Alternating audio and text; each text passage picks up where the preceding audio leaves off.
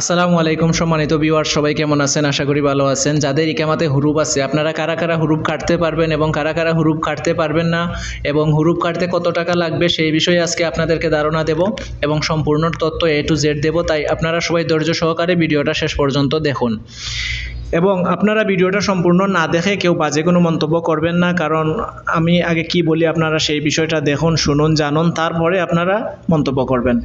সর্বপ্রথমে বলা যাক কারা কারা হুরুপ কাটতে পারবেন। দেখেন, যাদের ইকামা সাওয়াক্কাস অর্থাৎ যাদের ইকামা সাওয়াক্কাস আছে, আমেল মঞ্জুল আছে, হাউস ক্যাটাগরির ভিসা আছে, আপনারা আপনাদের হুরুপ কাটতে পারবেন, তাও শর্ত সাপেক্ষে। শর্ত হলো কি, আপনার কফিলের মাধ্যমে কফিলের সাথে কথা বলে আপনি 2025 সালের নভেম্বরের 10 তারিখ পর্যন্ত, অর্থাৎ এই যে 2025 সাল আছে সেই 25 সালের নভেম্বরের 10 তারিখ পর্যন্ত আপনারা হুরুপ কাটতে পারবেন।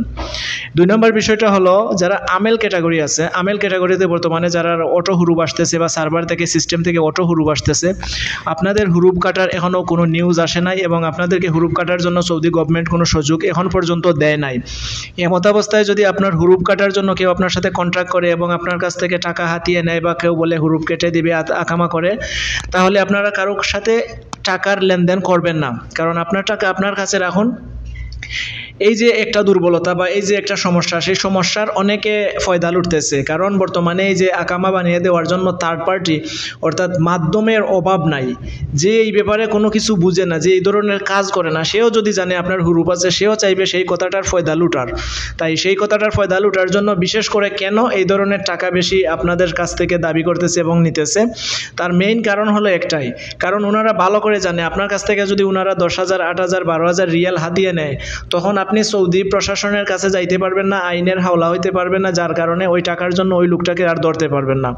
তাই এই দুর্বলতার সুযোগটা কাজে লাগিয়ে ওনারা কিন্তু আপনাদের কাছ থেকে বিভিন্ন কৌশলে, বিভিন্ন চলে বলে আপনাদের কাছ থেকে টাকা হাতিয়ে নেয়। তাই আমার কথা হলো, আপনারা যারা আমেল মঞ্জিল এবং সাওয়াকাস ক্যাটাগরি ভিসা আছে, আপনারা শুধুমাত্র হুরুপ কাটতে পারবেন, তাও 2025 সালের নভেম্বরের 10 তারিখ পর্যন্ত। অন্যথায় অন্য যতগুলা ক্যাটাগরি আছে আপনারা আদৌ হুরুপ কাটতে পারবেন বা হুরুপ কাটার কোনো সিস্টেম সৌদি গভর্নমেন্ট থেকে এখনও পর্যন্ত আসে নাই এবং চালু হয় নাই। ভবিষ্যতে হবে কিনা তাও অনিশ্চিত, কারণ ভবিষ্যতে ওই ধরনের কোনো সিস্টেম বা সুযোগ আসার কোনো নিশ্চয়তা নাই। 100%-এর মধ্যে 100% ভবিষ্যতে না আসার সম্ভাবনাটাই বেশি। তাই এমত অবস্থায় আপনারা যারা হুরুপ আছেন, হুরুপ থাকাকালীন আপনারা কারোর সাথে টাকা পয়সার লেনদেন করবেন না এবং কাউকে হুরুপ কাটার জন্য কোনো টাকা পয়সা দিবেন না।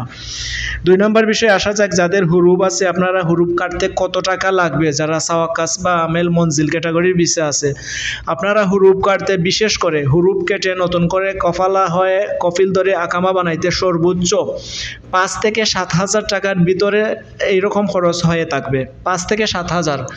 আমরা কোন জায়গায় কত টাকা খরচ হবে তার সম্পূর্ণ ডিটেলস দিয়ে অন্য একটা ভিডিওতে আলোচনা করব, কারণ এক ভিডিওতে এত কিছু তথ্য দেওয়া সম্ভব না, ভিডিওটা অনেক লম্বা হয়ে যাবে। তাই শর্টকাটে আপনাদেরকে বলতেছি 5 থেকে 7,000 টাকার মতো খরচ হবে।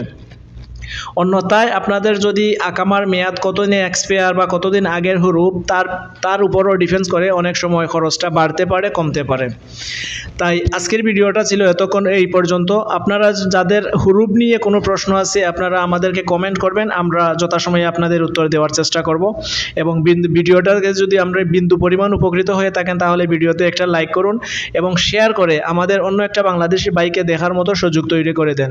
এত সময় পর্যন্ত আমাদের পাশে থাকার জন্য সবাইকে অসংখ্য ধন্যবাদ। পরবর্তীতে দেখা হবে নতুন কোনো ভিডিওতে, নতুন কোনো তথ্য নিয়ে। ততক্ষণ পর্যন্ত আপনারা ভালো থাকবেন, সুস্থ থাকবেন, সুন্দর থাকবেন। আল্লাহ হাফেজ। আসসালামু আলাইকুম।